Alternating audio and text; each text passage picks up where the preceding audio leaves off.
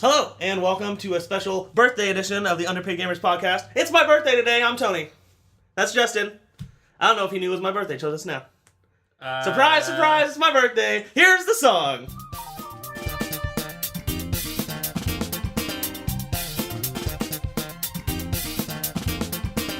And we're back. Oh, okay. Hey. Happy birthday! Thanks. Oh my goodness. Thanks. Listen, I just found out some things. What? No Assassin's Creed this year. How exciting is that? Hallelujah. They said they're trying to reimagine the Assassin's Creed game. Hopefully that just means we're not doing with this futuristic crap anymore. We just go back in time and kill people. I hope that's good. I mean, I'm excited for that. I think they need to have a fresh look at it. Because it's been the same game rehashed Ever since Assassin's Creed 2. Since, like, the second one. That's right. It's been the same thing over... Like, the first one was good, and then they built on that for the second one. Mm-hmm. And then everyone since then has essentially been the same. With the exception of now there's, like, a grappling hook that makes transportation a little bit different. Someone made With that in the real trains. life. I think we've talked about it.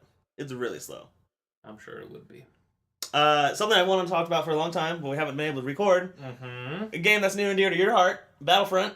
A Hero got nerfed. He did. Boba Fett. Boba Fett. Back to his true potential of being really bad at things. Yeah.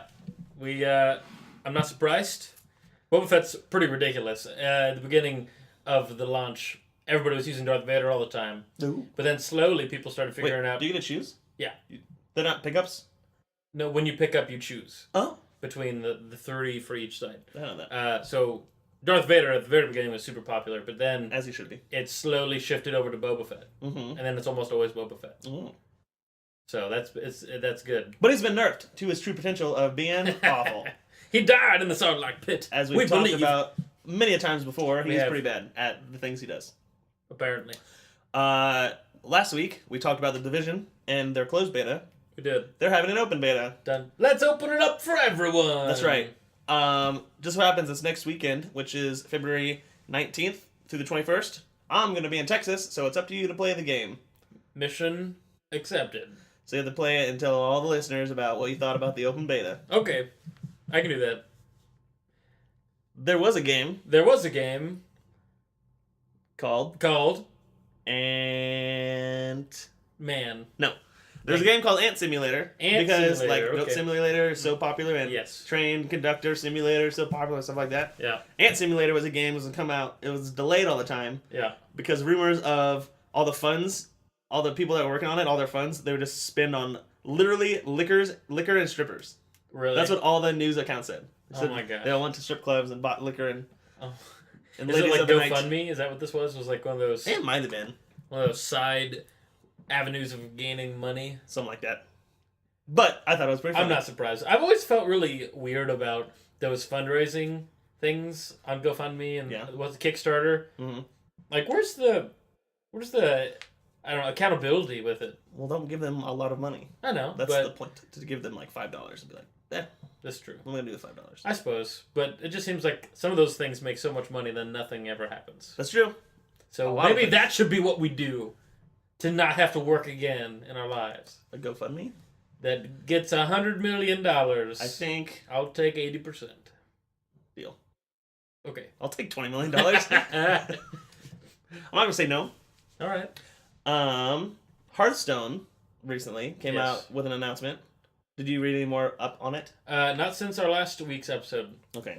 So there's going to be 2 new formats in Hearthstone, a wild and a classic. Very similar to every other card game that's ever existed.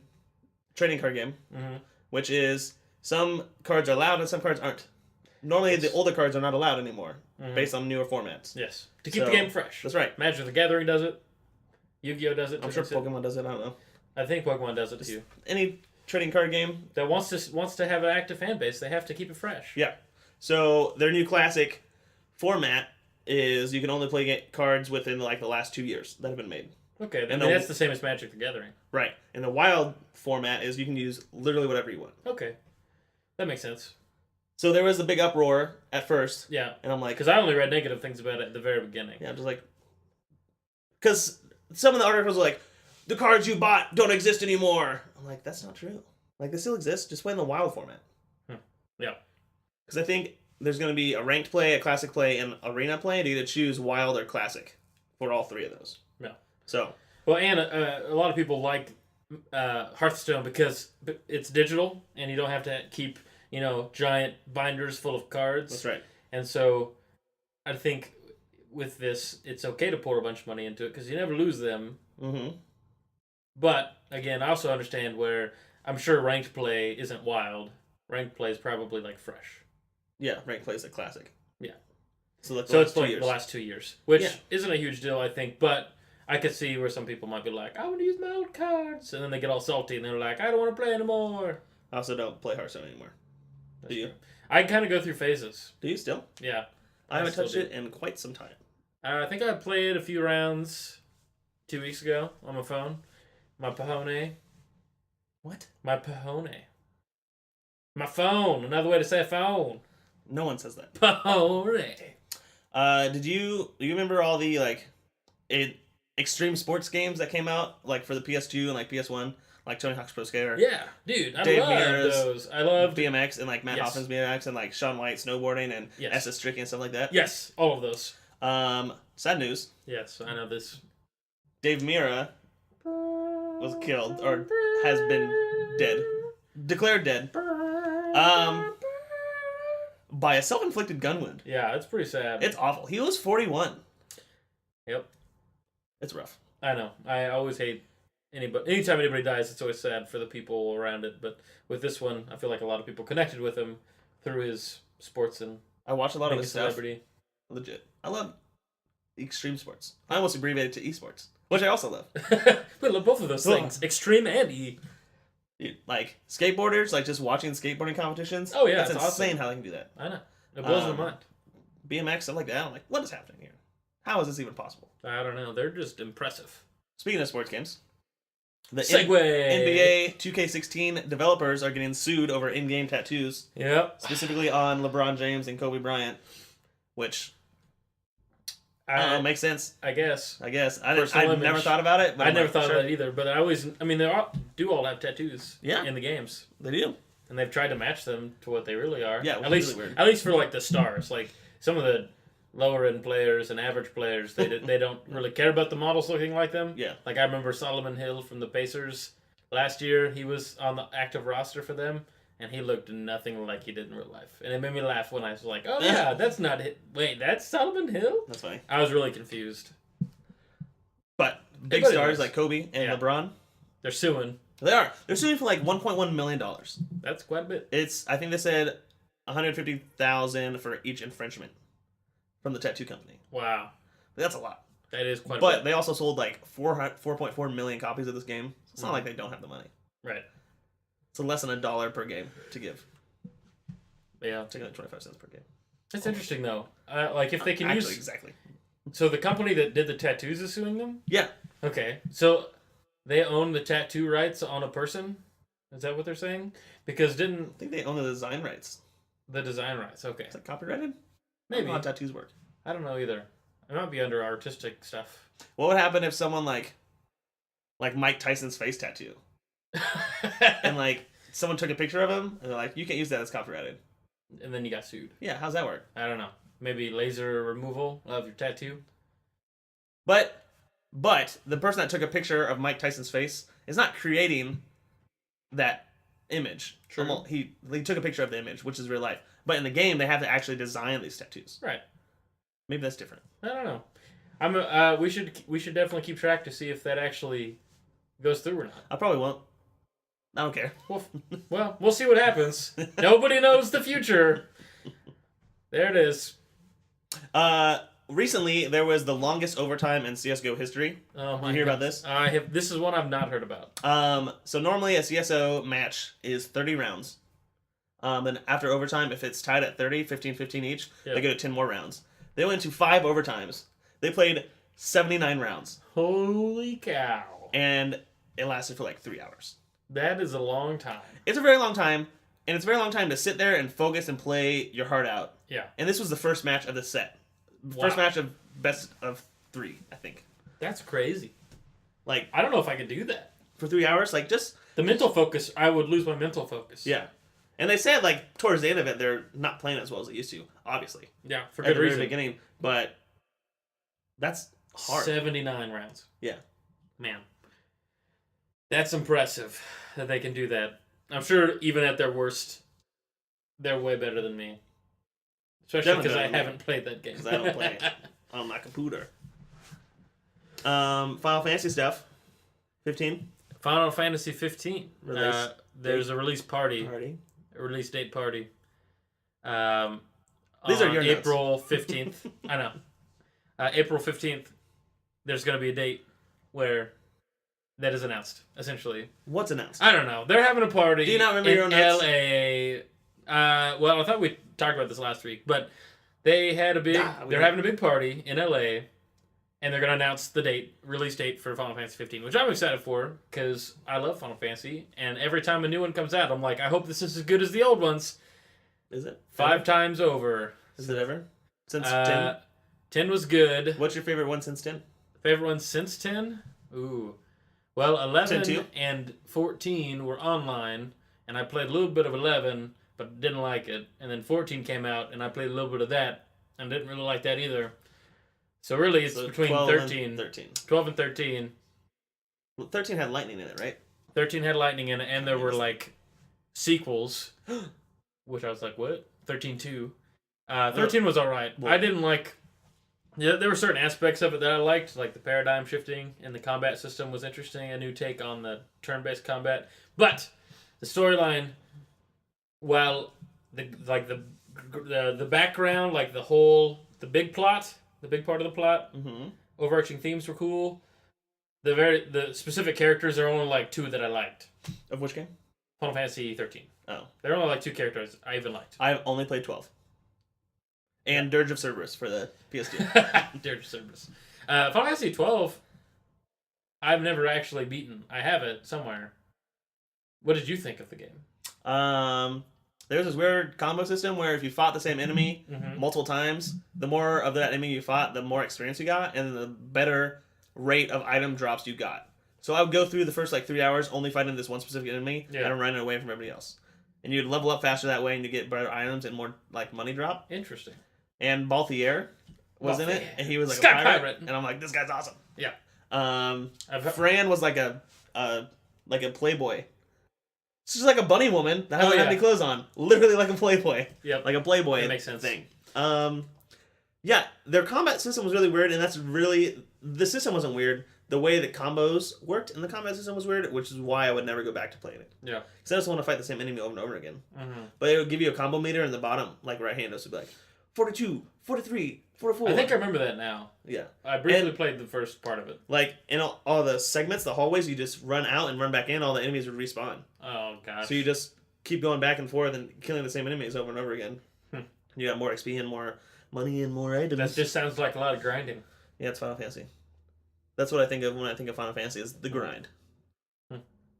Is that a true statement? I don't know. I feel like there are parts there. It depends what you want to do with it. Final Fantasy X you can beat without grinding.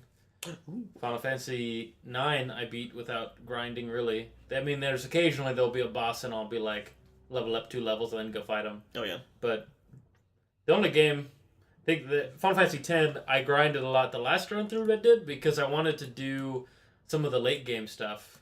Like, there are certain, there's a dungeon with a ultimate enemy in it who's harder than the final boss.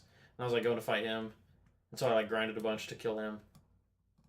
Okay. And then they made the final boss was so, after I grinded all that to take on the ultimate bosses, which a lot of the older Final Fantasy games had bosses that were optional, that were harder than the final boss. Okay. That you could find at the end of the game when you're when you have access to the entire world.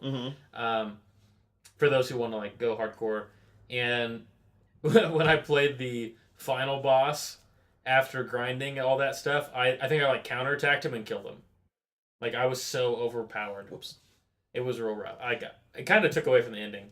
Yep. But I did shed a tear because the end of Final Fantasy II, it gets me every time. I don't even know what the ending is. It gets a tear out of my face. That's what I think. Pulls it out. It does. It takes a big old hook, a grappling hook. No. Shoots it. Assassin's Creed. A little bit painful, and then a tear comes out. Red Dead Redemption was briefly playable on Xbox One as they're backwards compatible. Briefly. Yeah. It was on for a weekend, and people could download it. Yeah. And then they deleted it from wherever the things are on that. And they're like, sorry, that was a mistake. So people are like, oh, Red Dead Redemption is awesome. It's one of the best games ever. And then they delete it, and Xbox is like, yeah, that was a mistake. That wasn't supposed to happen.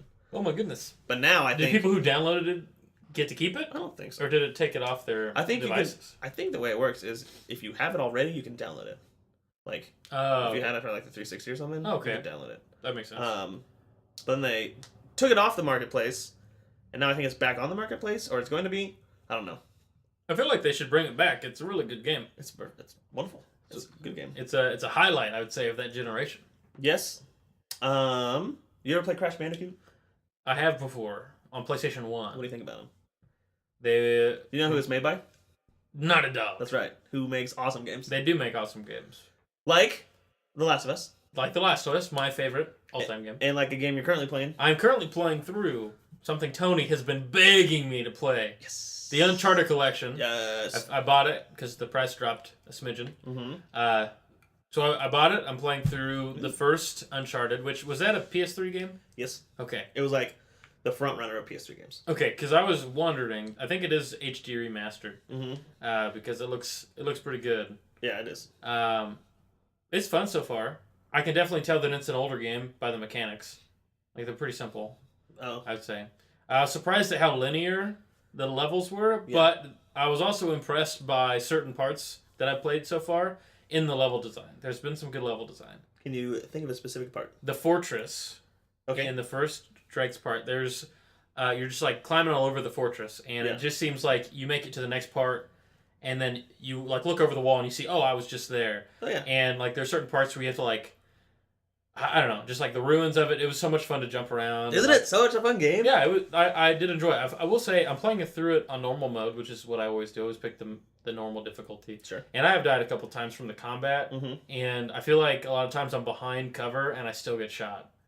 Like, and I have seen times where like a machine gun has shot me through a wall. Oh, well. Like, so that kind of sucks. There's like some little things, but overall it's been pretty fun. I mean, in the later games, like if you're hiding behind a box, the box will get destroyed by gunfire. That would make sense. I know specifically in Uncharted 4, they're showcasing how like Nathan Drake was hiding behind sandbags, and like the sandbags were getting shot and like leaking sand. Oh my goodness! And he would like just his character would like get down lower and lower and lower. Like you don't have to do anything; it's just part of the graphics. Oh, that's so cool. Which is cool. That's awesome. No, so far I'm impressed though. I love the storytelling is really good, isn't it? And that like makes sense that this is the company that made The Last of Us. How far? Tell me where you are. So I guess spoilers for people that haven't played a game that's like 10 years old. What's the last thing I did? There was this. I went into the crypts or something. Have you been on a jet ski yet? I've been on jet skis twice. What do you think of that level? A lot of people consider that like the worst level. So the first part of when you have like a grenade launcher, it's super easy. Mm-hmm. My first attempt, I died because I got shot because I thought you were just supposed to go fast through it all. Yeah. And that's not how I survived. I died. You gotta go slow and shoot everybody. So I just like would go bring and then shoot everybody, then go bring and then shoot everybody, and I just did that. It was easy. Then the second time through, you're going up like a river. With like rapids and like, there are barrels coming down. Yeah, so that kind of got annoying because you only have a pistol. Mm-hmm. But I didn't die once doing that one. Because I got used to the strategy for it. Yeah. Also, the controls are a little bit clunky, I'd say. I don't know if they changed the controls from the original game to the remastered. Because Uncharted 2 has much better controls than Uncharted 1. Okay. So you have something to look forward to. Yeah. So it's a little bit clunky, but I didn't think it was that big of a deal. Because I'm going into this thinking this is an older game. So I'm not like... I don't have super high expectations of the mechanics. What do you think of the characters? Nathan Drake is awesome. I love the girl. Elena? Yeah, she's awesome. Man, what a strong character. Mm-hmm. And then also Sullivan is awesome too. So I like all the characters so far. I'm not super impressed with the villains. At least the main villain. There was like the dude who has all the henchmen. Mm-hmm. Who has like a golden 1911 or something weird like that. I can't remember. Okay. He's like Southeast Asian is what he looked like. That's what he sounds like. What's his name? I can't remember. Raja? Ra's al Ghul. Ra's al Ghul. No, I can't remember his name. Either way, I like him as an enemy. Like he fits well. But like there's like a white dude who's the main villain. Does he wear a white suit? Yeah, and he has like not a white suit, but he has like a white button-up shirt. Oh. He tucks in a shirt, I think. Can't remember him. He looks German, maybe. Maybe. Either way, I don't particularly like him as a villain that much because I don't think he's diabolical or like mastermindy or anything so far. But also I'm not that. I mean, I guess I haven't finished it yet, so I don't know.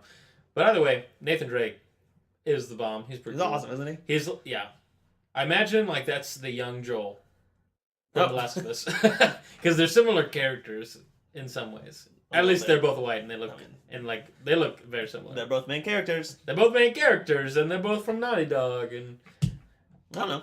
It's super fun. No, Uncharted is awesome. I can't wait for you to play 2. Yeah, I'm excited for the mechanics to improve, and I'm the level design has been good, but it's also it's very linear. Have you ever gotten vertigo?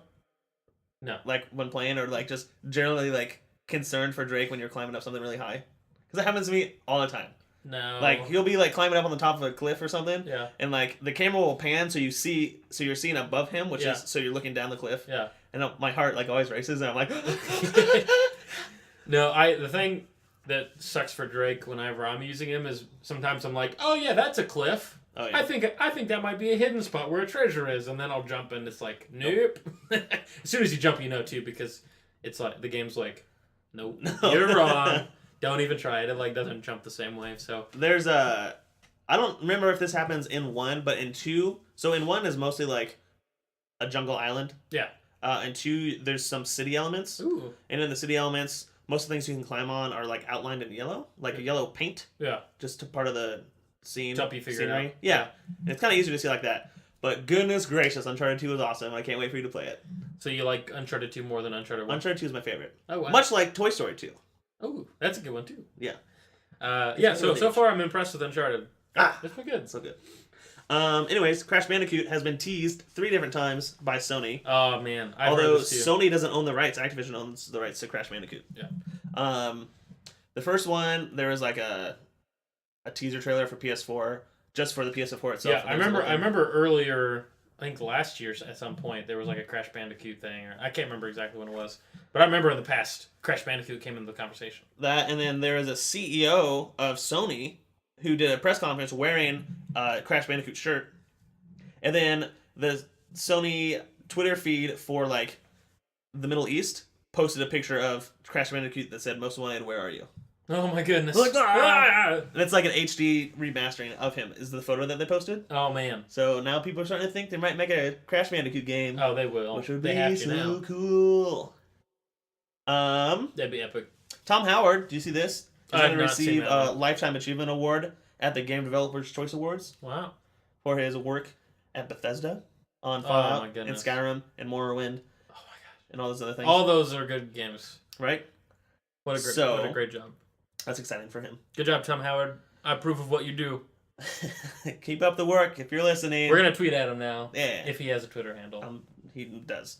There it is. I'm going to tweet at him. Good job, Tom Howard. And I'm going to link the podcast. Smash News. It's about time for Smash News. There it is. Before we do that, I want to do my favorite segment, which is where we... Do you remember what our favorite segment is? Our favorite segment is... Where's Destiny on Twitch? That's right. How far down is Destiny on the Twitch How far page? has it fallen? Let's 1, 2, 3, 4, 5, 6, 7, there it is. 8, 2, 3, 4, 5, 6. 15th. 15th. That's actually higher than I think last time. Well, it's behind Grand Theft Auto 5. Yeah, maybe. H1Z1 is above it. Minecraft is above it. Firewatch. There's some good games above it. Yeah, I've heard good things about Firewatch, though I haven't looked at it. Or I haven't downloaded it. I've seen some good things too, but I don't know what to think. I don't know. And also, what's it called? There's another game that came out that I didn't prepare to talk about, but off the top of my head, Unravel. It was called something. It was like a sandboxy game with Firewatch. Minecraft? No, but it was with Overwatch. puzzles. It was with puzzles. Oh, The Witness. Yes, The Witness. I haven't seen anything. It's a puzzle game, and I hear it's a really hard puzzle game, so I'm not gonna play it. I looked at some reviews online. All the reviews of them are really were good. Amazing, and I was like, wow, maybe I want it. But then I did see puzzle, and I think I remember being like, I I don't know. I'm not a big puzzle person. You're not a big puzzle person. You're an actual person. I am an actual flesh and blood human being. Who knew? Smash tournaments coming up. Yeah. B6, Oh my which goodness. is held in Sweden. So for the Swedes, Well, God. Killer be there, the God Slayer. You would hope so. He lives in Sweden. Leffen. Actually, I think he lives in Great Britain now. He's from Sweden. Did he move? Yes. I guess he did. You have to move to live somewhere else. That was a dumb question. Let's move forward. B6 is also on February 19th through 21st, so I can't watch that at all because I'll be out. Pound 2016 is happening April 2nd through 3rd. Okay. Pound is one of the major tournaments before all the gods are gods that they all played at. And Smash at the Summit is happening again, April 21st through the 24th. That's one of my favorite Smash tournaments of all time. Oh, wow. That's where they got like the top 16 players all be in the house for like 4 days and just play Smash in tournaments. And they played Mafia a lot. Do you remember me telling you this? They all sat down and played Mafia. Yeah. It's like yes, I do remember this. Like it was like the whole house was like streamed from like a certain time in the morning to a certain time at night. And they were playing Mafia. Yeah, so it's just like these are the guys playing Smash, but also here's their personalities and you can watch them because they're awesome. Yeah. So that was fun. Interesting. Also, my Smash Club that I'm the sponsor of is having a tournament next week. Ooh. Project M doubles. Oh. It was either that or Smash 4 doubles. Ooh. You voted on it? We voted on it. It was close between Smash 4 and PM. I voted Melee anything, but I was in the minority. I thought the majority liked to play Melee. The vocal majority? No. Or is it There is a minority who plays Melee. We've been outnumbered. Last year we had a lot of Melee players. Why don't you just have 2 tournaments at it once? talks about. Well, the last one is always Melee, so there's going to be a Melee tournament. Oh, okay. But last one of the year. Last one of the year, the Smash King is crowned on Melee, which we 3D print a trophy. It's pretty sick. Ooh. I also had a student approach me and say, "You need to make sure Tony watches this." Apparently, this weekend, him and his buddies are playing through Fates, Fire Emblem Fates, and making a YouTube video about it, like a review. Ooh. But it's gonna. He said it's gonna be funny though. When does that come out? I think it came out already. No, I didn't miss it, did I? You may have. I'm not sure. I don't know what to do. I'm going to make noises until Tony figures it out. Wait, that's not right. It says June 25th. Yeah. 2015. Let's do U.S. release. Huh? Hey, there it is. First search. Dun, dun, dun. February 19th. Comes out February. Yeah, it's not out yet. That's next week. Then how is he making a video? I'm so confused. Either way. Maybe he'll make... I don't know what he's doing. He's doing something. That's the week I'm gone. But everything's happening the weekend I'm gone. Wait, you're me gone? I'm in Texas. The 19th through the 21st. Oh my god. Well, technically the 17th through the 21st. Holy cow. What we just talked about. There's a Call of Duty tournament this weekend. That's exciting. That is exciting. Call of Duty. You want to tell people what you got? Do you want to talk about the stuff that you did? With the crypto keys? I mean, they... The DLC stuff, there's been some controversy surrounding this, at least in our friend group. I didn't respond to any of it, but I read it all and I was like, oh my goodness, I don't want to start this conversation. I added you on that message. Yeah. Because of the M1 Garand, because it's a gun I love M1 Garand. And then there was a big argument, and I'm like, Justin's gonna hate this. I don't care. I hate group chats. Yeah, you do. Sometimes I feel like I'm held hostage in group chats. Yeah, and I can't do anything about it. It's fun. But I did enjoy reading after it was all over, reading through and being like, ooh, that seemed like they were a little bit salty when they said that. I mean, Call of Duty Black Ops 3 released new DLC and some guns. I think technically free guns because you get them in supply drops that you can get for free. I got one. Yeah. I got the M1 Garand. That's right, you did. Which is really all I wanted, but it's exciting. You can only reload it if you fire off the whole clip. Like, it has to be empty for you to reload it. And everyone keeps telling me that's how it originally was. And I literally looked it up on World at War, their wiki page, and it gave me 2 reload times. An empty clip and a half-empty clip. And there's 2 different reload times. So you used to be able to reload it whenever you wanted. It might have been Call of Duty 2. That might be what everybody's referencing. So long ago. But that was like the original Call of Duty. I used to play it all the time. I used to play rifles only, and I was like on PC gaming, and we went to websites and we're on ladder boards. My clan was on point. Dude, we were legit. The Big Crits clan? No, it was Night Raiders. My original clan. Oh, the Night Raiders. In our. Yep. I had a different gamer tag back then. Oh. That's how long ago it's been. Desert Foxy? In our Strider. Same Keith. In our Strider. From Lord of the Rings, if that wasn't clear. Oh. To that. Bizarro Flame is retiring from Smash. You don't know Bizarro Flame. Bizarro Flame is like a top 100 player who only plays Ganondorf. Most commonly known for his phrase, he was money matching. There's 3 main Ganondorf players in the Smash community. Bizarro Flame, Kage the Warrior, and Eichelman. Bizarro Flame and Kage were going to money match at a big tournament. I can't remember which one it was.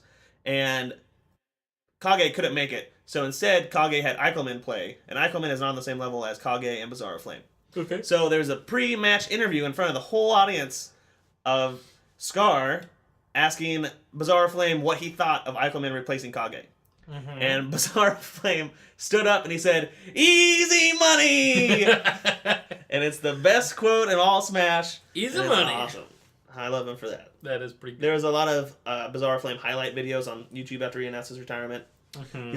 He's going to move on to be an attorney instead. He's going to focus on his attorney career. That's a really serious job. Yeah. Going from being a professional gamer to being an attorney at law. That's right. But, I mean, he was going to school for that, so... That's true. He's going to focus on that now. I guess that makes sense. We just watched a Lord of the Rings Suicide Squad-esque trailer. It was really funny. Essentially, the Suicide Squad had the Queen song, and it had them just going through in the trailer, and that's what it was. But they changed it so now the Queen song is on Lord of the Rings. It just, reworked the entire vibe that surrounds Lord of the Rings. It was so funny. That's exactly what I talk about, is that the trailer can kind of give people a perception of what they think is going to happen in a movie. Mm-hmm. So, I've seen Lord of the Rings, 3 times over. Extended editions, I always fall asleep in the last one. Yeah. Because there's, an hour and a half of Indians. Yeah. But it's not a comedy at all. It's a drama action, you could say. Yeah. An epic fantasy tale. That's right. And this video made it very much a comedy. Yeah. Which, there are comedic moments. There is. There was, in this video, it reminded me there's a lot more than I remember there being. I feel like that was all of them, though. I think that is all of them in one clip. The 2-minute video, But the trailer, the Suicide Squad trailer was very good. Mm-hmm. They very much enjoyed it, but it did affect my, if I had never seen Lord of the Rings before and I showed somebody that trailer, they'd go in thinking it's a comedy. Yeah, they think it's like a spoof movie. That's what I think. And you'd be like, what is this? If you sat down and watched all 12 hours of Lord of the Rings, you would not enjoy it at all. Right? I don't think so. If you went in thinking it's a comedy and it turned out to not be a comedy, that's true. You'd be like, you'd be a little bit disappointed if that's what you wanted. You'd probably be mostly disappointed. However, marketing very much affects movies. Specifically, the movie I'm going to watch tonight, which is Deadpool. Bum, bum, bum. I don't know what that's supposed to be. Have you seen any of the Deadpool? Have you seen any of the Deadpool marketing things? I've seen. Yes, they've done a great job marketing that They've movie. done so much. It's hilarious. Some of their stuff is hilarious. It makes me laugh. Did you see how they kind of marketed it as a romantic comedy? Yeah. How you screenshots and stuff like that, billboards of hearts around Wade Wilson, Deadpool, and making weird poses and awkward things happen and. What? Yep. Can you be more specific? I saw this tweet or something, and maybe it was a GIF or a GIF, depending on your generation, where Deadpool was posing, and then all of a sudden Master Chief came up and just teabagged him. Oh, but I don't think that was really a thing. That's not a Deadpool thing. That's a. But I've that's a cosplay thing. I've seen some stuff around town. By around town, I mean on the interwebs. But I can't really say specifically what any of them are. Why? I remember I watched the trailer. I saw some pictures, some images of Deadpool. What are you even saying right now? I'm saying I don't have a lot of experience with their marketing, but my general perception of it... are you trying to hide something specific that's inappropriate, or are you just saying that you can't remember anything? I don't remember the specifics. Okay. I just remember seeing stuff and being like, oh, wow. I'm trying to figure you out. How creative. So they had a huge viral marketing campaign. They had 12 Days of Deadpool, which is right before Christmas. All these other things. There was even a trailer for the Deadpool trailer, which was at the... It's complicated, but it was at the end of the Fantastic Four trailer. Mm-hmm. So we kind of hijacked that. There's a lot of things. There was a short video clip of Ryan Reynolds being interviewed by Mario Lopez, a.k.a. AC Slater from Saved by the Bell, because he does a talk show now, I guess. Nice. And in it, Mario Lopez is talking to him, was so you think it's going to be a PG-13 movie? And Ryan Reynolds was like, yeah, I think so. And then Deadpool comes out of nowhere and just, kills Mario Lopez, cuts his head off. It's rated R. Hits him with it. It's rated R. Of course it's going to be rated R. So it's exciting. What do you think of Ryan Reynolds as Deadpool? Last time I saw Ryan Reynolds, he was Green Lantern. Yes. And that failed. Though I do actually I've watched that movie a couple times. And by a couple times, I mean it's one of those movies that I put on in the background when I'm doing stuff sometimes. Why? Because I like the Green Lantern as a character. The movie's pretty bad. I know it. I feel like I like corny movies, though. You're the kind of person that blames an actor for a bad movie. Oh, no. I mean, it was mostly the writing, I would say. Definitely the writing. But in our past Channing Tatum commentary, you always blame Channing Tatum for being in bad movies. But that's regardless. Yeah, let's not What do you think about Ryan Reynolds as Deadpool? I think, from what I've seen, that he will pull off the character well. I think, from what I was surprised when they picked him, because I was like, Ryan Reynolds, what? He's already done that. And then I was like, I started seeing the trailers, and his voice, like for Deadpool, seems like really good. Yeah. His acting seems to be right where it needs to be for Deadpool. Not that I have a lot of experience with Deadpool, because I've never read any of the comics. That's really I never knew where Deadpool came from until in X-Men Wolverine, there was a character who was kind of like Deadpool. X-Men Origins. That was Wolverine. Also Ryan Reynolds. Yeah, was it? Yeah. No way. Yeah, it was Ryan Reynolds. It's weird because I've always known about Deadpool, but I guess Deadpool's not that popular. I never heard of him until that movie. So I was like, who was that? I googled it and it was like Deadpool. And I was like, oh, interesting. Deadpool is essentially, I just heard about this the other day, a spoof of what is that guy's name in DC? He's in Arrow season 2. He's the villain. Slade Wilson. Yeah. What's his real name? I can't remember. The character's I name? literally just lost it. I had it in my head. The character, the comic book character's name. Oh. Someone's yelling at us right now. This is what his name is. Slade. No. It might even be Slade Wilson. No. Deathstroke. Yeah, there it was. was. So Deadpool was supposed to be a spoof of Deathstroke. Yeah. Deadpool is known for being raunchy and breaking the fourth wall consistently. Yes, I knew that. Deadpool knows he's in a comic. Mm-hmm. So that has something to do with it. So that's kind of what you can expect if you go to see this movie. There's going to be comedy. And you're going to break the fourth wall. They're going to break the fourth wall. It's going to be R-rated, which is going to be their first R-rated movie, Marvel's. It's made by Fox, so it's not made by Disney and Marvel. So Fox recently just did Fantastic Four, which is awful. But it's the first R-rated movie. What do you think about that? As Marvel, do you think that their campaign needed to be this big to get people to go in to see Deadpool because it's R-rated? Well, I think they would have to have this big just to get people to know who that is. Deadpool is. I mean, potentially. Also, I like that they're advertising that it's rated R, so that parents aren't taken by surprise. Oh yeah. Because I know sometimes parents are like, "Oh, a Marvel movie? That must be perfectly appropriate for my kids," and then they're gonna go see Deadpool, no. and it's not gonna be. I'm gonna go see it tonight. I literally wanted to go this weekend and see it with you. Yeah, but I'm not patient enough. I know you're gonna go with your wife, but you really wanted to go with me. It's also my birthday, so I'm gonna go see a movie. Happy birthday! Thanks. And I was gonna ask you this question: if you think it's only gonna be it's only R-rated because of violence, or do you think it's gonna be cursing and nudity? But I don't think you know enough about Deadpool to make a judgment call on that. I don't know enough, but I would guess it's gonna be a combination of violence and cursing, or at least violence and cursing.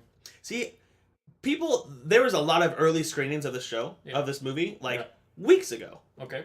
The full movie was done, and they showed it to people, and everyone has had fantastic reviews of this movie. Okay. And I'm like, yeah, it's an R-rated movie, and people say it's a hard R-rated movie. Mm-hmm. But in my opinion, violence and cursing isn't as bad as nudity in movies. I would almost if I had a kid, I would let them go watch Deadpool feels just violence and cursing. Mm-hmm. So it's comic book violence. Mm-hmm. But if there's boobs everywhere, I'd be like, well, maybe you shouldn't see that. I don't know. What I mean? I feel like our society is not as sensitive to violence, and I think a lot of that has to do with Hollywood. We watch a lot of violent things, and we play video games, which has a lot of violence in it. So we're pretty desensitized to that. I think 50 years ago, violence was a much bigger deal on the screen.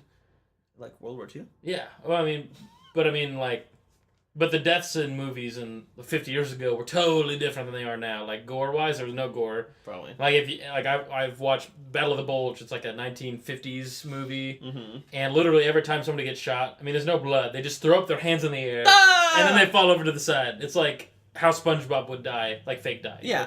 That's how I meant. Does that have to do with special effects or just the perception of violence? I don't know. I think it might have to do more with special effects. Potentially. But, there are movies now, that walk...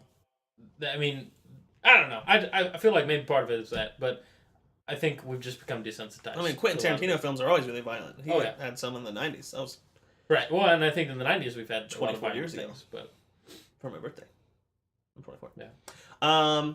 Now this is the first R-rated movie, and people are like, "Oh, Marvel, what are they doing R-rated stuff for?" But I'm like, Daredevil and both Jessica Jones are both extremely violent and would be rated R if they're a movie. They're rated TVM. Yeah. So what do you think? Do people just forget about those, or do they think like, "Oh, this is Netflix. It's a different kind of rating system"? I don't know.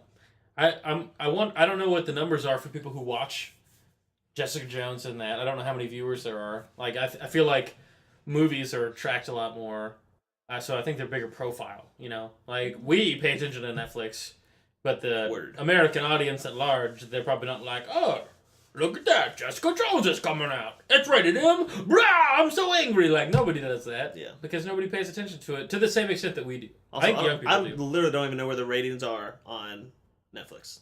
You know? I think it's by the title. Yeah. I assume it's by the title. Yeah, it's close to the top, I think. But as an adult, ratings really don't affect me. Right. Unless I like see a movie and I'm like, oh, that looks kind of good. What? It's rated G? No, thank you. It's funny how things change, right? I don't want to watch that. Anyway, I'm excited for Deadpool. I hear it's very good from people that have seen it already. Ryan Reynolds has said that there's over 100 Easter eggs in it for like other movies. So that's exciting. Go and look at that. Ryan Reynolds also said he wants to do an X-Force movie. X-Force? I think it's X-Force, which is like him teaming up with X-Men and stuff like that. Oh, cool. There's going to be 2 X-Men in this movie. Which could happen because it's Fox. They're both Fox. And I was going to ask you, are they going to be able to tie this into the MCU? I don't think Fox and Marvel or Fox and Disney would do that. Mm-hmm. But, like, it's so weird because the X-Men movies currently right now are in the 80s, the 1980s. Yeah. And Deadpool is taking place in, like, current day. Yeah. So I don't know how that's going to work. Yeah. We didn't mention this. Deadpool is the way he is because of the same Weapon X program that Wolverine is. That makes sense. So he's like indestructible, stuff like that. Not to mention that he breaks the fourth wall, so like a lot of times, like in the comic books, he'll just like jump out of one panel and jump back into another one to like get an advantage. That's ridiculous. So stuff like that happens. It's interesting. I don't know how they're gonna relate it to the X-Men. Because X-Men Days of Future Past, have you seen that? Mm-hmm. I have. That has an altered timeline, which they're currently in now. Mm-hmm. Because the very start of that, all the mutants have died. Almost. They go back, Wolverine fixes it, so now there's a war going on, which is what's going to happen in Apocalypse. Mm-hmm. But that's in the 80s. I don't know how they're going to get Deadpool back to the 80s, or if they're just going to be like, this is the end of the X-Men trilogy, and the next one is going to be in present day. Yeah, I don't know. They kind of got themselves in a bind there. Deadpool and Fantastic Four could get together. I still haven't seen Fantastic Four because of how bad the reviews were. You don't want to. I know. What I heard. That's what I keep hearing, so I keep trusting all that. I don't want to. Because I was excited when the trailer first dropped. I was like, oh my god, Fantastic Four! One I might actually like. Because I didn't really like the original ones. But they weren't bad. The original one was pretty good. I think the second one wasn't too bad either. You didn't think so? I don't remember. Not as good as where we are now, but... Yeah. Well, Speaking of things aren't very good right now, let's talk about the Wii U and how much that sucks. And by sucks, I mean it's selling poorly. I actually like the Wii U myself. I don't own one, but my roommate does. I like the gamepad. I like the gamepad. I love the concept of the gamepad to where you can be playing it like anywhere in your house that's close enough. And then, like, somebody else be using the TV. Yeah. Because I've played Smash on the gamepad while my roommates are watching Netflix. You got to practice for the tournament. Yeah, you know. You got to show people why you're the boss. You know, I just got to work up to the muscles. 20XX. You get attention. You get attention. You get attention. Wah! Now I'm the only one. I win. So, the Wii U, while I think has some really cool designs to it, I think the gamepad is awesome. And some of the games are fun. Splatoon being one of them. That's the third party. They've struggled to sell. I think the last numbers I looked was 10 million units sold.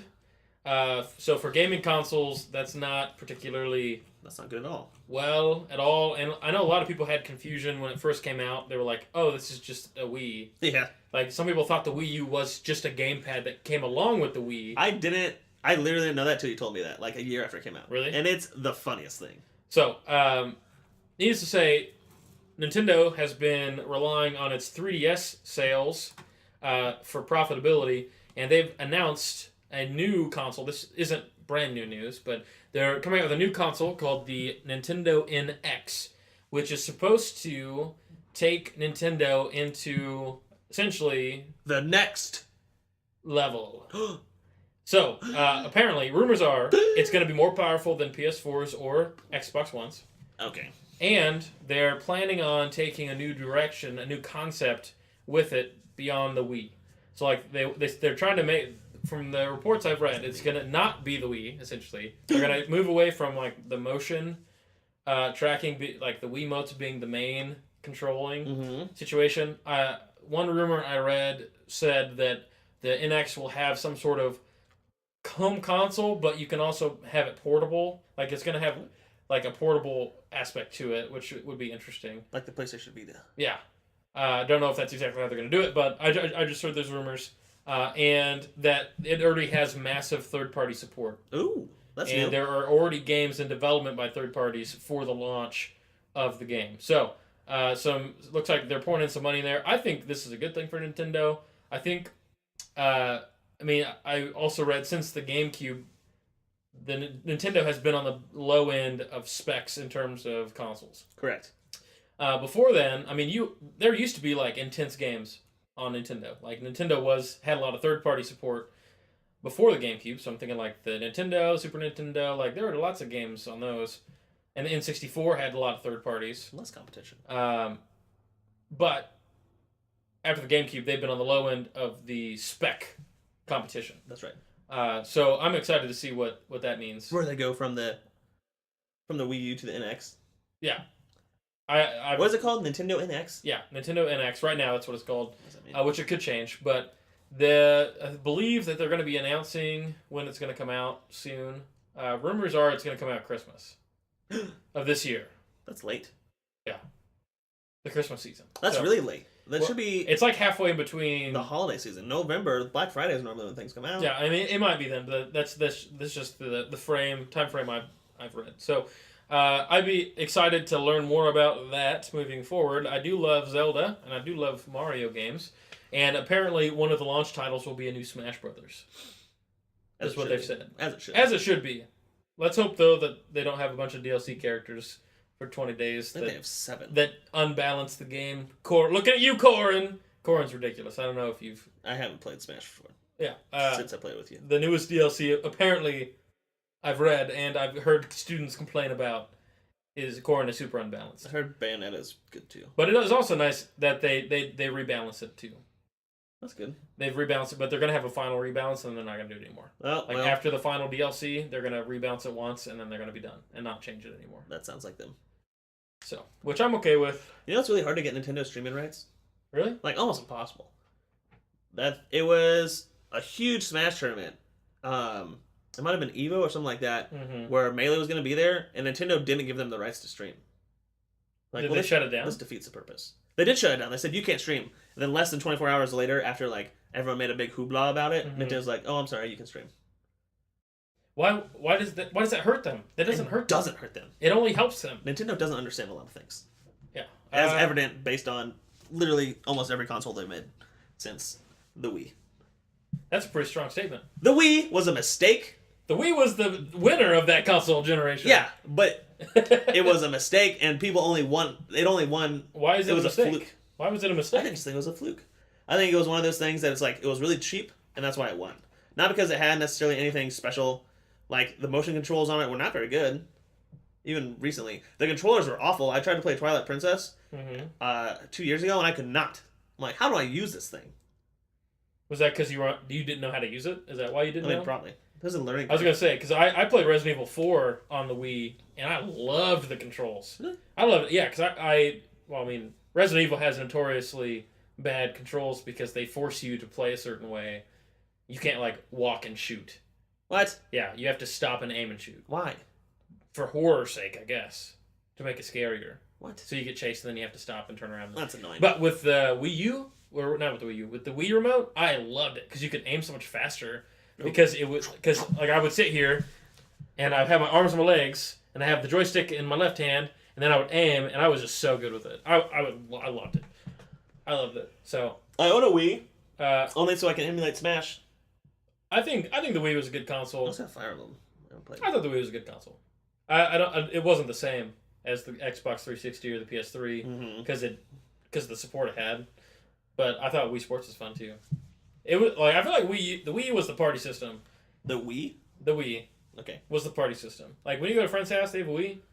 All those games you can play. You got like Wario Land, Mario Party, Mario Kart. See, I think that's where the Wii and Nintendo is best at in party games. Yeah, which I love. I love going like. But it sounds like the Nintendo NX isn't going to do that necessarily.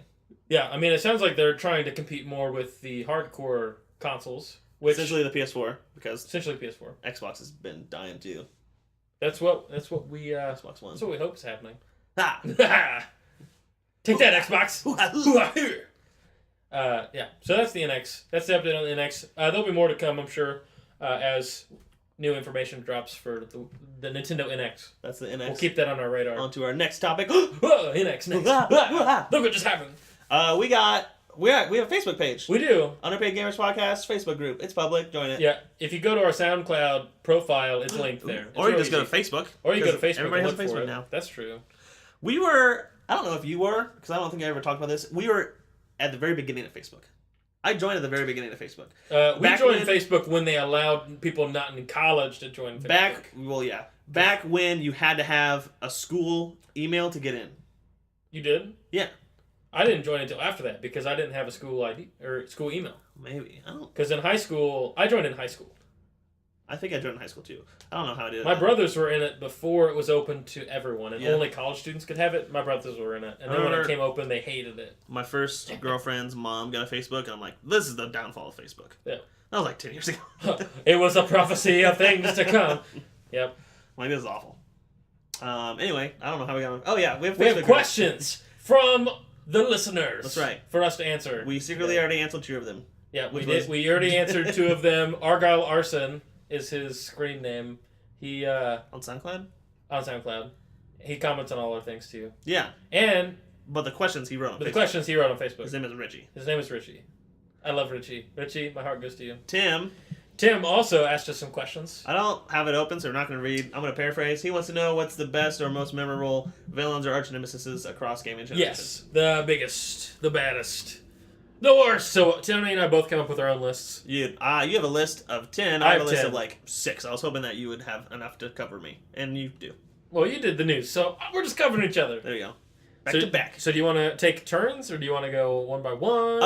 Yeah, let's take turns. Okay. Some of mine, the first one of mine, I'm not going to say, I want you to go first. Okay. So just go first. Never mind. Okay. My number 10, starting at the bottom. So 10 is the worst? 10 is, not the worst. It's like my 10th favorite. Really? These are like some of my favorite villains. The top 10 favorite villains. The list I'm looking at that you have written, number 1 is your favorite? Yes. And number 10 is your least favorite of the 10? Yes. Okay.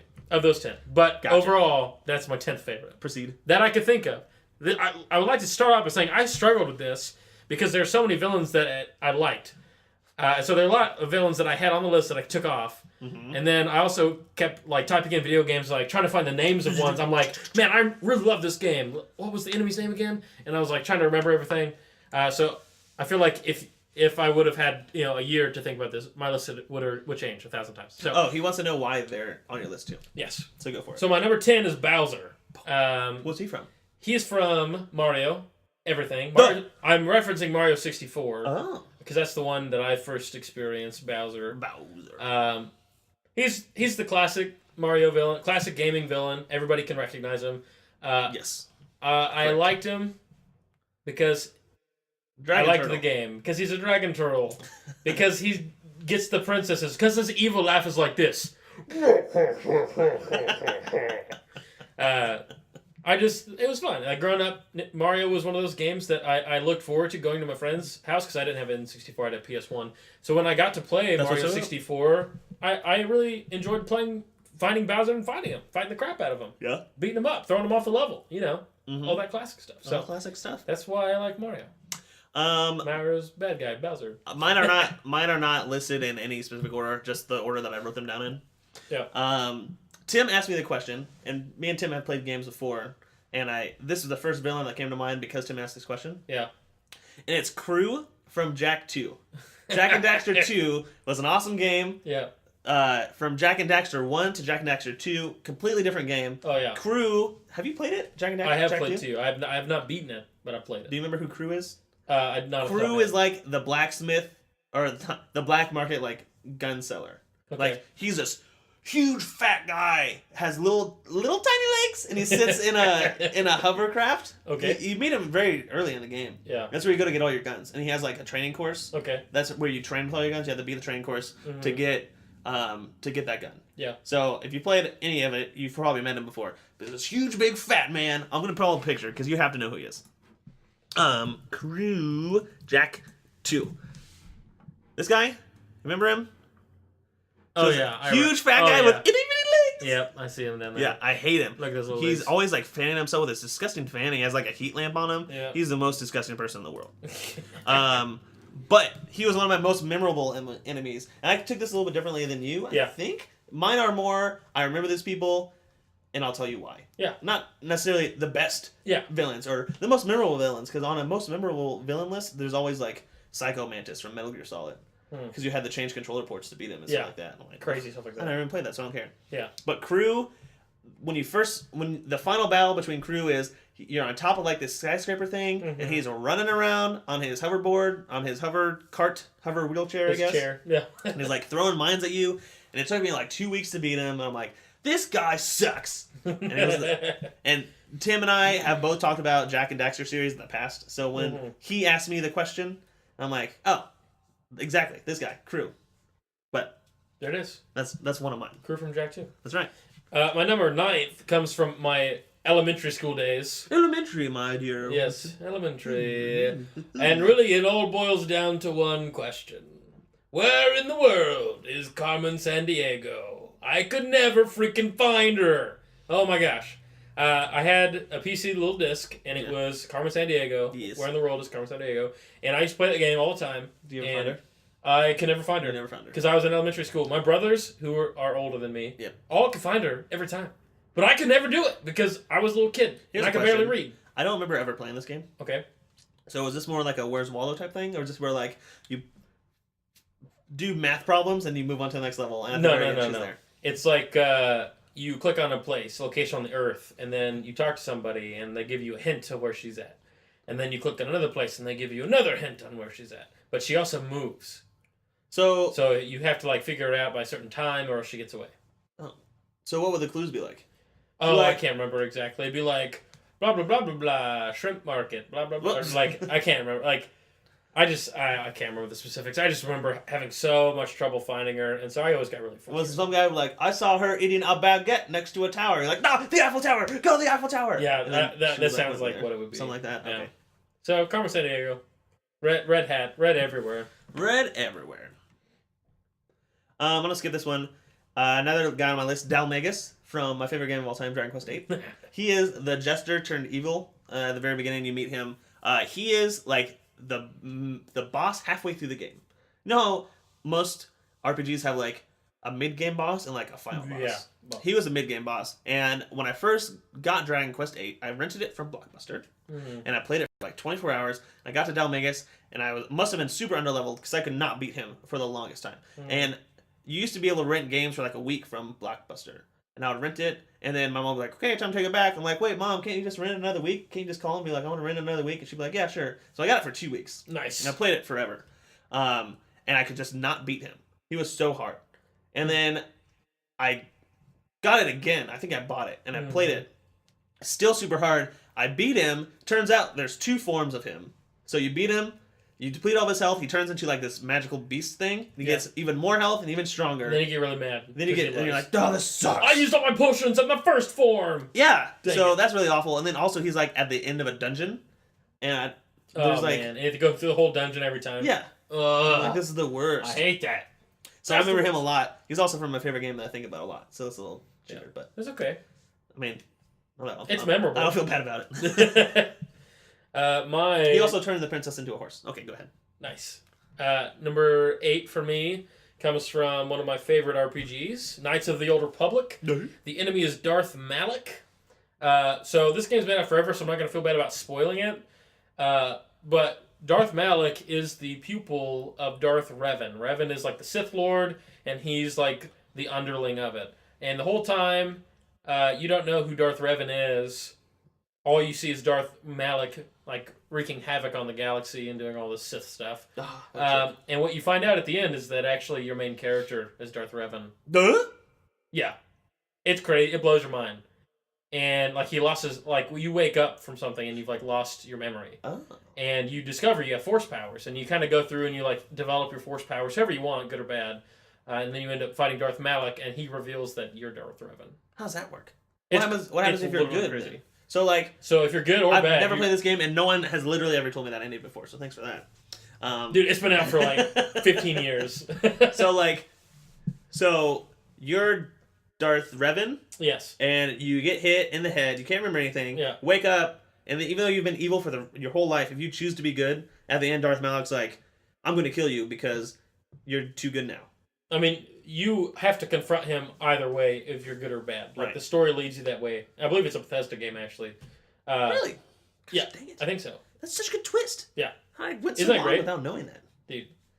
Man, I feel bad now. I feel a little bit guilty, a little dirty for like ruining that surprise. Because I was so surprised when that happened. There's like no hints.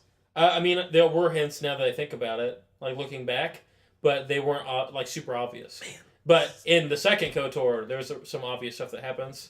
Some hints that I figured out before it ended. But there's another major twist in the second one. But speaking of major twists, BioShock, you didn't play it all the way through. Yeah, I didn't play it all the way through. Such a good twist. You gotta play it all the way through. Yeah.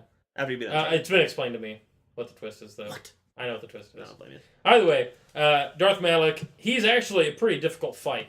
And a lot of times, there's some games that struggle with having like a challenging final boss. Some don't. Like BioShock? I don't know. BioShock has an easy final boss. There's some you get there and you're like, oh my gosh, I played this whole game to fight you. But Darth Malak, he was a legitimate challenge. I remember there were all these items you could use that would give you buff. They'd like buff you, and I literally never used them in the game because I was like, no, I'm just gonna grind and get stronger than him. And the final boss, I tried to beat him, I couldn't. I was like, dang it. But I had like 80,000 of these buff stuff, so I just like piled on all the buffs I had, and then I beat him after the second time. But seriously, Darth Malak, the man.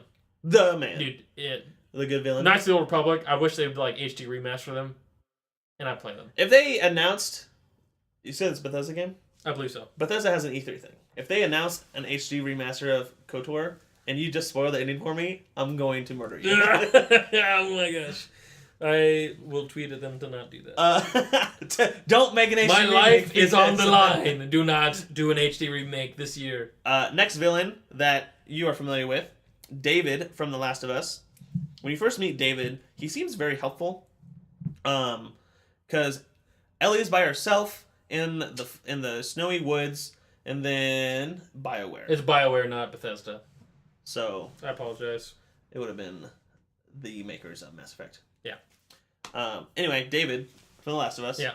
When we first meet him, Ellie, he seems helpful. Oh, yeah. She's really... I thought about this person on the list. She's really skeptical of him. Yeah. Understandably so. But at the same time, like, Ellie, you're kind of young, you don't understand, just go with him and help him. Yeah. Or have him help you. Man, that's such a great month. Of the game. Or season. Season of the game. Man. Oh my gosh, I love The Last of Us. And then you get there and, like, all these other things are happening, and he's being nice. And he's like...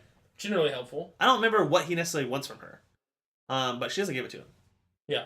And then he's like, okay, I'm going to do this to you. I don't necessarily want to spoil it because Last of Us is kind of still a good game. But David is very... Sketchy. Yeah. Sketchy business. He's voiced by Nolan North. Who does? Drake. Oh my gosh. Also, there was one of our very first episodes, I said Nolan North voiced Bill in The Last of Us, and that's not true at all. He voiced David. Whoops. So I felt bad about We're that. correcting ourselves on the official record. There you go. Only 20 episodes later. It's probably almost verbatim. That's almost like, right on. Anyway, David, super good it. villain. Kind of the only villain in The Last of Us. Yeah, like who's... I mean, generally the villains are the zombies, but... The clickers. The infected. Or the fat guys. The big fat guys. Stage 4 clicker or whatever it's called. Yeah. Those are annoying. So my seventh, I'm going to lump my 7th and 6th together because, well, I'm going to have them... We're going to talk about them both at the same time because I have more than you.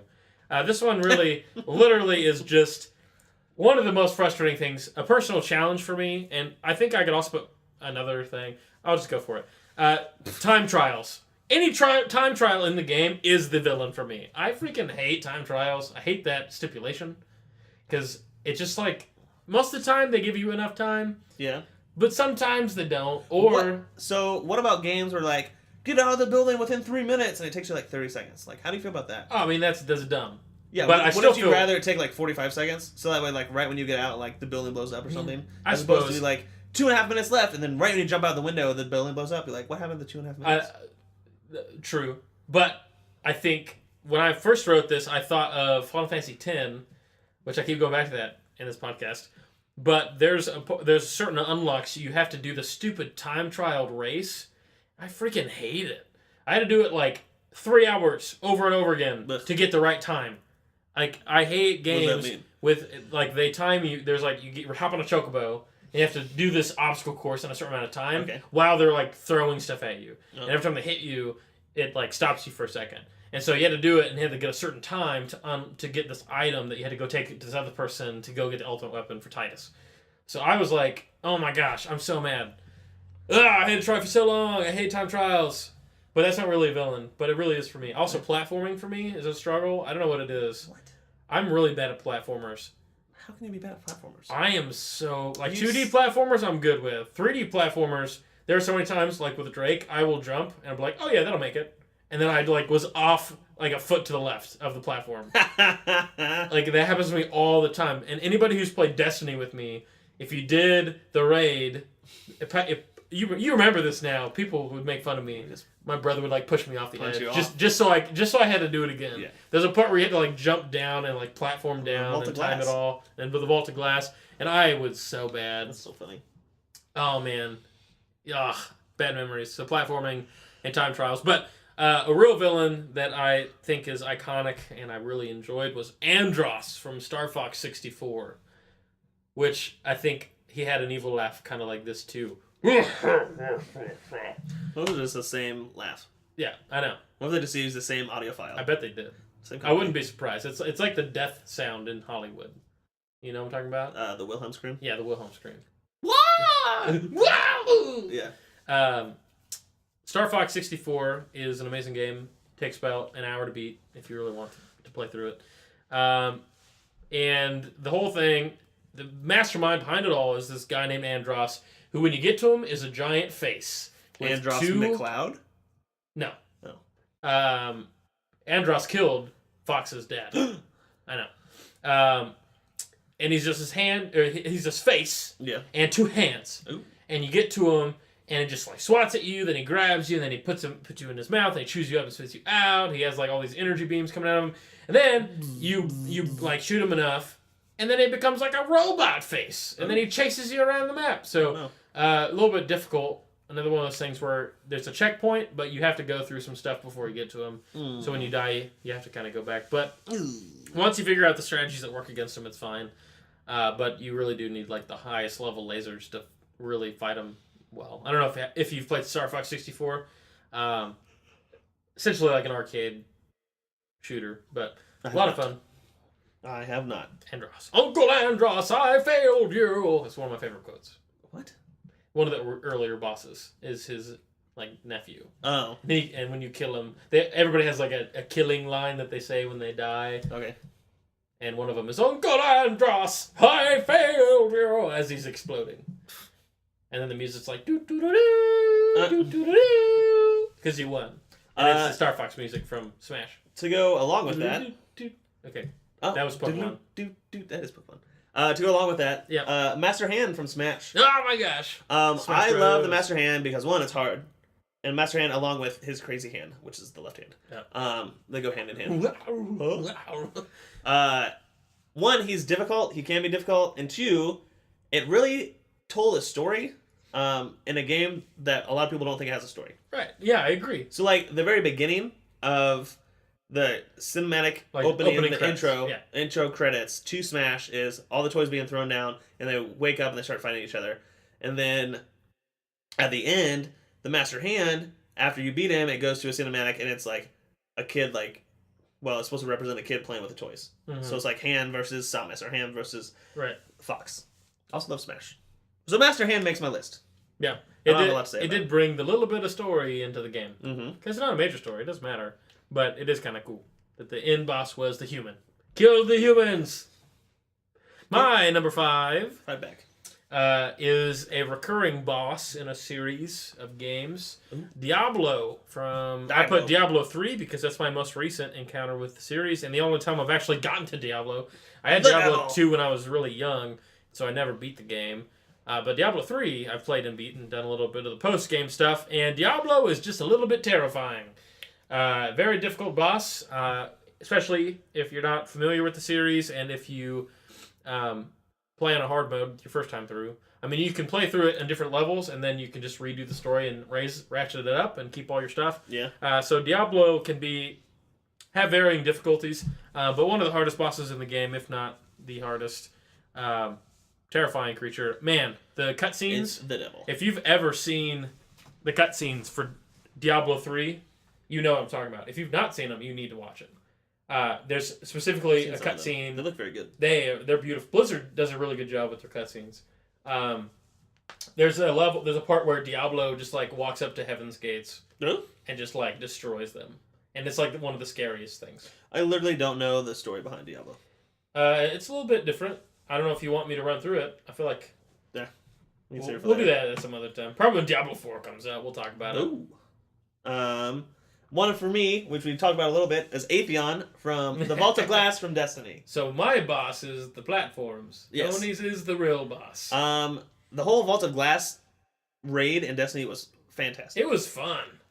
Definitely the high point of Destiny was that raid specifically. I agree. And everything after that was pretty bad. At least from what I experienced. As we've talked about. Yes. Atheon as an end goal for the whole vault, for the whole raid, was pretty good. There is the Templar, I think is what it was called, like midway through. Mm-hmm. And that was a hard boss, but Atheon I think is better. Atheon is just this huge thing that shoots lasers and sends you through time, forward and backwards in different dimensions, and you have to work with all your teammates to do all this stuff. Teamwork. And it's awesome. Oh yeah. I love the Atheon. And you felt so good when you beat him. Yes. I remember our first time beating him, and we all got the skins, and like we all like shoot up in the air, and we're all like screaming. We have like screenshots from it, I think, on our Facebook page. And then Destiny, never would Destiny put you back into like a matchmaking. You have to beat it, and you don't have to leave after you beat it. Yeah. But super good raid, super good boss. Just one of those things where you have to work hard. There was a couple times where we cheesed it. You could punch him off the level or throw grenades at him. Yeah, there's a way to make him fall off. But they fixed that pretty easily. And pretty quick. Yeah, after about a week. Even still, it's still a hard boss. Even with all the new Destiny weapons and all this other crap. Yeah. You still got to know what you're doing. Yeah, so it's super fun. So he made my list. Good job, Atheon. My number 4 is Riku from Kingdom Hearts. And specifically, not because he's difficult, because he's not that difficult of a boss in Kingdom Hearts, but because he's your friend. Because at the beginning, you build this relationship with him, and the whole game you're kind of like chasing him to an extent, trying to like come back, let me help you. What are you doing? Unlock your heart. Don't be darkness. Yeah. And you fight him, and obviously, I mean, eventually he does come back, but it's like it just breaks your heart, when you fight him at the end of the first one. Back. He gets in the second one, he does. He gets locked in there with Mickey. Yeah, at the end of the second one. No, that's the first one.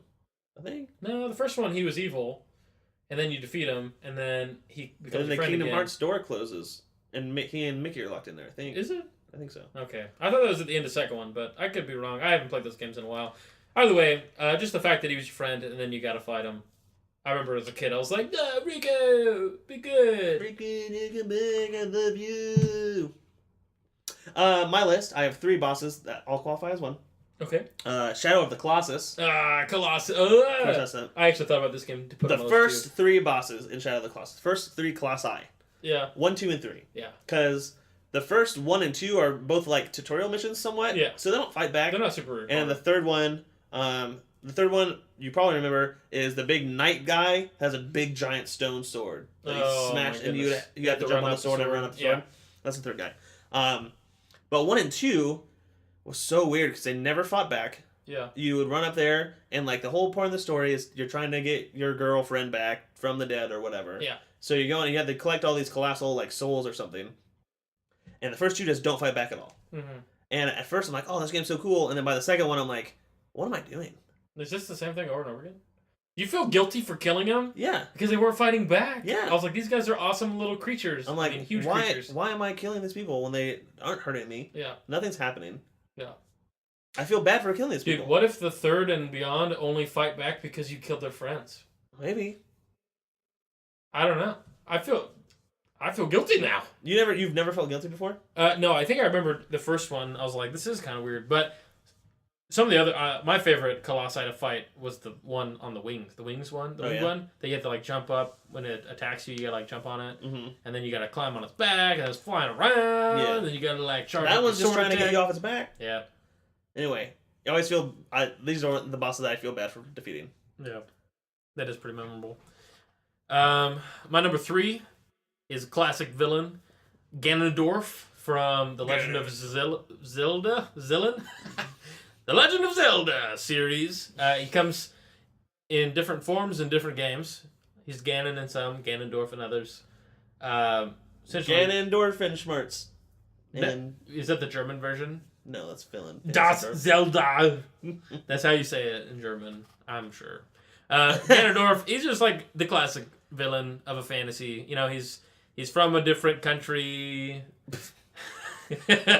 Cue Republicans. That was a bad comment probably to make. Politics. He's from a different place, right? No, because he is from a different place. He's from the tribes. I don't know if you play Zelda. Have you played Zelda? No, really. Okay. He's from this tribe of people who aren't in Hyrule. Hyrule's the main place you fight. I know where Hyrule is. He's from this dark tribe that does these dark arts. And he comes in and he's part of the Triforce. You know what that is? Yes. The 3 triangles. Yep. And he tries to take over. He steals Princess, fights her, takes over the kingdom, sends in a bunch of evil dudes. And you gotta go fight him because you're courage and he's strength. And it's rough. It's a rough fight. But you're a Gryffindor and he's a Slytherin. Exactly. You've got it. So Ganondorf, nod my head to you. Nod my head. My hat's off to you. My Triforce fist is pounding right now. That was pretty bad. I'll let you recover and do another one. Okay.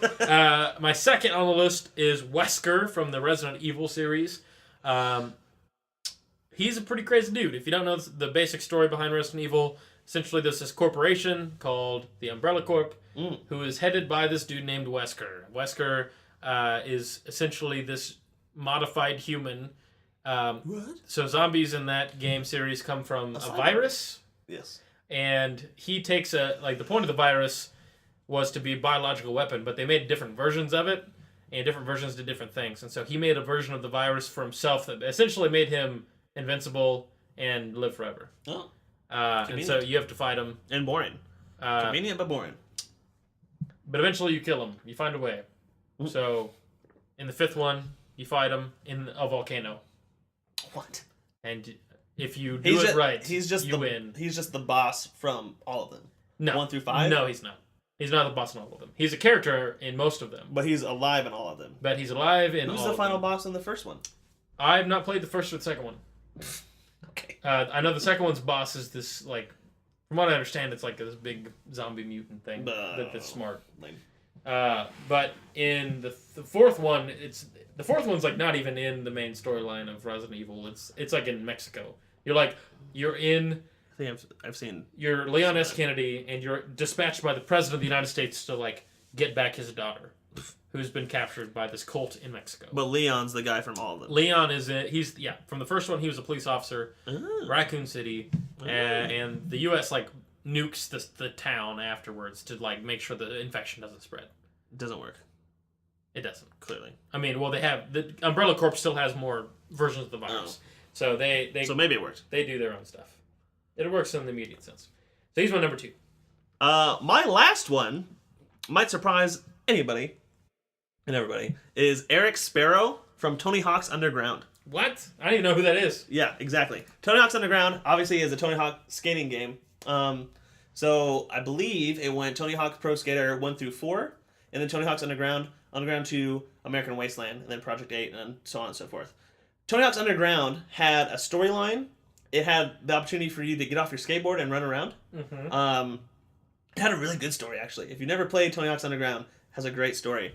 Essentially, you, the playable protagonist, don't have a name, you make your own name, and your buddy Eric Sparrow live in New Jersey, and you both like love skateboarding, and you both like soul skaters, is I think what they call it. So people that like skate for the enjoyment of skating, as opposed to like skating for money. Yeah, it's skating for like sellouts. That's right. So it's like the opposite of a sellout. So there's a pro skateboarder in town, and you and your buddy go up to him and you talk to him and you impress him with your skateboarding. And he's like, listen, you guys are good at skateboarding, but you can't really make it in this business without a sponsor. Go get a sponsor, do this and this and this. So they both go to the skate shop in town, get a sponsorship he essentially charges them to make a movie, like a skate video, and if the skate video is good enough, he'll sponsor them. So you're really good friends with this Eric Sparrow guy. You go to Manhattan, and then there's these drug dealers that steal from the skate shop that's trying to sponsor you. Oh, no. So Eric sets their car on fire. Nice. So kind of a troublemaker, and you have to rescue him then. And pretty much throughout the whole story, you have to rescue him. And he just doesn't give back anything. But you guys are like real tight friends, have been friends forever. So the main character's like, you're doing all this stuff, but I forgive you because, I mean, we're friends, whatever. Essentially, there's this scene after you become a pro skateboarder. You're in Hawaii, and you jump from the top of one resort to the top of the next resort over a helicopter. Oh my gosh! And you videotape it to put on, and the filming of that is a huge showcase in the skateboarding community. And Eric Sparrow has edited it so it looks like he did the jump when really it's the player that did the jump. And before that, there was Eric got put in jail, so the player had to break him out of jail. Oh my gosh. And then it was the day before an amateur tournament, and Eric was supposed to put both your names on the list, and he only put his own name. Dude, betrayed. So the main character has to go back and impress all the pros, and eventually Tony Hawk's like, all right, I like you, how about you get in this tournament? And then you play and you beat Eric. That's how you progress the story forward. Then you go to Hawaii and you do the jump. And after that, let me see here. You go to Canada, and that's the video premiere at Slam City Jam is what they call it. So that's when Eric changes the video to show him doing it as opposed to the main character. Yeah. After After that, you make your own model skateboard, and then you have to go and showcase it in Russia. And the very first opening cutscene in Russia is Eric has stolen a tank in Russia, and you get in there and you save him from getting hurt or whatever. Oh my goodness. But the tank the door locks and you don't know how to control it, so it runs into a building, destroys the building. The Russian police come and take you out, and Eric's like, "Hey man, I had nothing to do with that. I don't know who this guy is. Wipe my hands of this." So you're like, "Man, you just betrayed me. I broke you out of jail." So eventually, U.S. Customs gets him out of jail, and you have to do favors for people in Russia to get back to the U.S. This is the most random storyline I've ever heard. It's the best story. And by the time you get back to the U.S., Eric has become a pro skateboarder, is super rich, and doesn't care about soul skating anymore. The main character is all about soul skating. That's betrayed. Tony Hawk and all them are all about soul skating and stuff like that in the game. So eventually you challenge him. Well, Eric, then says he wants to buy the original skate shop that sponsored you. And he's not going to make it about soul skating. He's going to make it about just making money. And kids in New Jersey aren't going to be able to buy their skateboards. It's all like that. He's just trying to be a real D-bag about it. So you eventually challenge him to a skating competition. In an effort of if the main character wins, you get the Hawaii tape of him jumping the helicopter, and he doesn't buy the skate shop. But if Eric wins, he buys the skate shop and stuff like that. So you eventually win. It's super awesome. However, there's an alternate ending where instead of doing the skate competition, you literally just punch him in the face and take the movie. And that's it. Wait, but that's awesome. Yeah. So maybe not a lot of people play this game. I think it's a fantastic game. It's a really good skating game. At the height of the Tony Hawk Pro Skater games, this is right up there. Has a great story. But Eric's a real D-bag because the whole time you're just yeah, you made mistakes, but I forgive you because we're good friends. And then by the time you get to Hawaii and Russia, he's like, F you, I'm doing my own thing. And you're like, oh, we're friends. No. My feelings. I know. Anyway. Dang. Do you remember your last one? That was my last one. Eric Sparrow from Tony Hawk's Pro Skater Underground. In my number one enemy is from Final Fantasy VII, Sephiroth. Classic Final Fantasy villain. I was a little bit remiss because while I do like Final Fantasy VII, Final Fantasy IX is my favorite, and I do like the villain in Final Fantasy IX. Who's that? His name is Kuja. And Never heard of he's literally a psychopath. Let me see. He is so confused. How do you spell it? Kuja. Kuja. I've never seen this guy before in my life. He is. I know. And nobody's heard of him. Nobody plays 9. But is this a girl? No, he's a man. Are you sure? I am. 100%. I guess that looks like a Kingdom Hearts. I am 100% positive. Huh? That's from Dissidia. I don't. Okay. Which is a fighting game with a bunch of Final Fantasy people in it. But either way, he is the enemy. He is the same race as the main character, Zidane. There's no way this is a man. That is a man. 100%. Is he wearing high heels? Yes. Thigh-high boots? Yep. A thong? Yep. It's a man. Okay. He's a psychopath in the movie. Clearly. In the game. And I would have picked him, but Sephiroth is so much scarier than Kuja. Honorable mention, Kuja. So, yeah. Honorable mention, but Sephiroth. So, if you don't know the really confusing storyline of Final Fantasy VII, essentially, Cloud has lost... No. Cloud loses his memory, and he's part of this rebel group. So it's KOTOR. Essentially. I mean, it's pretty good. It's a pretty good start to any video game or any story, right? Lose your memory. Let's start fresh. Here you go. And you knew you were part of this like ex-soldier unit, which is like X-Men. a special unit. And for the first disc of the game, essentially you think you're like a clone. Like eventually you find out you're a clone of Sephiroth. Like Sephiroth is like the ultimate soldier who's been like genetically engineered, modified through this Genova cells thing, which Genova is like this alien being that crashed Earth that they took science stuff from. And so they use that to make Sephiroth, and then you're a clone of Sephiroth and all that. And you go through and you think that's the true story. But then later on you realize, actually, no, it's the opposite. Sephiroth is a clone of you. You're the perfect soldier. What? Yeah. The whole time. You're like, what's going on? I didn't know that either. This is actually new to me. It's Yeah, a visceral reaction. What? Spoiling everything for me today. KOTOR, now Final Fantasy VII. You would never play Final Fantasy VII. The remake's coming. I gotta buy all the episodes. Oh my gosh. We don't have time to talk about that. I don't have time to play all that. I do, but I don't want to. So then, like, you're actually the person, and there's Jehovah? No. Genova. And the Genova cells are, like, a big deal. Like, that's what they based, like, the genetic engineering off of. So, here's a question. If Cloud is the super soldier, how is he just roaming around and people aren't like, hey, you're Captain America? Who? To Cloud. Cloud? If he's the best person in the world. Well, it's part of a secret soldier group of special forces. Oh, the Jason Bourne. Yeah, essentially. And Sephiroth, and then that leads to the next question, like, why is Sephiroth so powerful and why is Cloud so weak at the beginning of the game? Well, it's because he forgets everything. And also, Sephiroth... Because he doesn't have heart. Kingdom Hearts. Dude, he has to have the courage from... That's right. From Zelda. From Zelda. Sephiroth, like, takes control... Essentially, like, there's this weird thing between... This, like, obsession between Sephiroth and Genova. And so he, like, steals all the Genova cells and, like, tries to recreate Genova. And the whole point that Genova tries to make Sephiroth do is destroy the world because the people of the world are using the life force of the Earth to power everything. Okay. Like, the main enemy at the beginning is called the Shinra Company. Geothermal heating. Essentially, but it's more, like, mystical in the game than that. So Shinra Company is, like, the big industrial power, and they, like... make electricity for everybody, and they used life force from the Earth to do it. And so Genova wants to, it's like this weird environmentalist thing, it feels like, where Genova wants Sephiroth to destroy the Earth, like destroy everybody, so that they'll stop like killing the life force. Okay.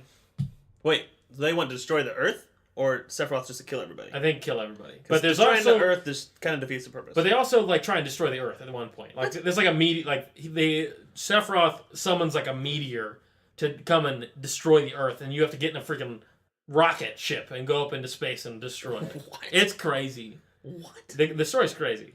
That's like... It jumps everywhere. But eventually you have to face down Sephiroth. Yes. And kill him. Mm-hmm.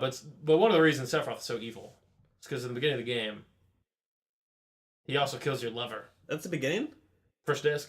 What? I thought that was like right before the final boss. Ares. The final fight. Nope. Ares dies. Aerith? Aerith is how it's spelled, but I've always heard of Ares. I don't know. Aerith dies at the beginning of the game within the first disc. What? Yeah. How many discs are there? 3? 3 discs. I thought that was like, she dies, you cry, you go kill him. No. Dang. It's pretty early. Which is kind of like your motivation to kill him the whole game, because he kind of killed her. So there's that. There's no love interest after that? I mean, there's always Tifa, but nothing really comes from that, from what I understand. She's the girl with the... Yep, the fists of power, if that's what you were going to say. That's not who I pictured at all. Yeah, that's Tifa. What's the girl from... Oh, Tifa Lockhart. What's the girl from Final Fantasy X that has a yellow shirt? Riku? Yeah, Rikku. Yes, that's what I'm thinking of. Yeah. Which got me really confused when I played Kingdom Hearts and then played that one, Riku. Yeah, right? Like, oh my gosh, don't get confused. Yep, so that's my list. The top 10 villains from the games I've played, at least as of right now. I'm sure it'll change as I play more games or as I reflect more. But Tim, there's the answer to your questions. There you go. If you guys have any thoughts about who you think the best villains are, or some of your favorites from childhood or current, go ahead and give us a tweet at UPGamersPodcast, or send us an email at underpaidgamerspodcast@gmail.com. Yep. Or join our Facebook group, and you can contact us directly. That's true. We will go to that as a good resource for communication. Also, if you're listening on SoundCloud, you could just drop your comments now. Yep. Right now. Right now. Right now. No. Right now. You can drop the comment on there and list your favorites, or any other comments you have at any point along our conversation today. That's right. So please follow us, share us, Twitter, SoundCloud, tell email. your friends about us. iTunes just got updated. We have our new logo on there. Literally, oh my goodness. I'm going to take a second. Take a second. iTunes, we had our original avatar on there, which we had for like a week. Yes. Oh, we had for like a week. It was our first one. I literally drew on a sticky note what we have now as our avatar, and I took a picture of it and I put it on iTunes and everything. You did not draw it. I drew that. It's literally in my classroom. The sticky note? It's in my classroom on the side of my file cabinet. I remember. I took a picture of I that. drew it at your house. I said, this should be our logo. Oh, yes, okay. You came up with the design, but I drew the one that was the avatar. Cool. Yeah, that is your So it was a compromise. There it is. We both did it. By the way, we had our friend Emily, who also did our new banners. Not my wife, Emily. Not his wife, Emily. Actually, Richie's wife. Emily, That's right. Who we answered his questions today, too.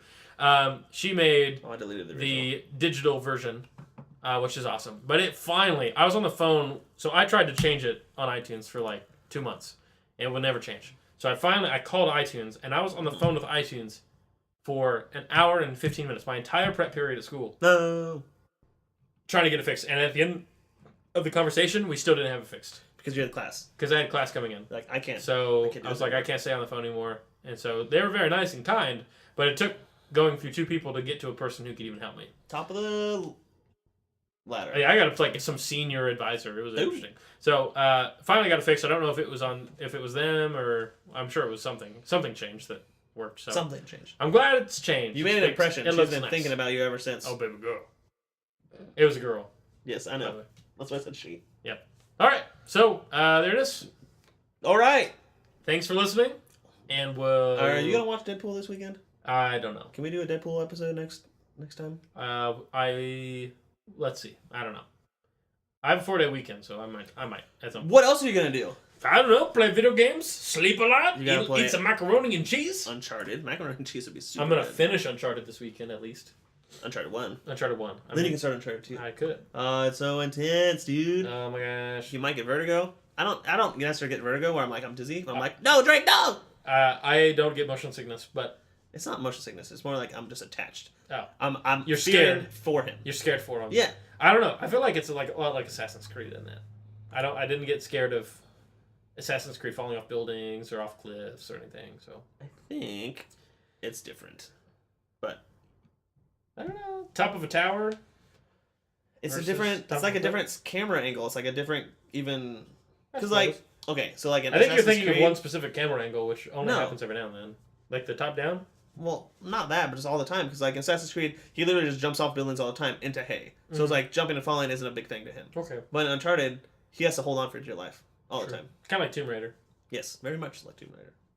All right. Anyway, that's the end of it. That's the thing for today. This is the end!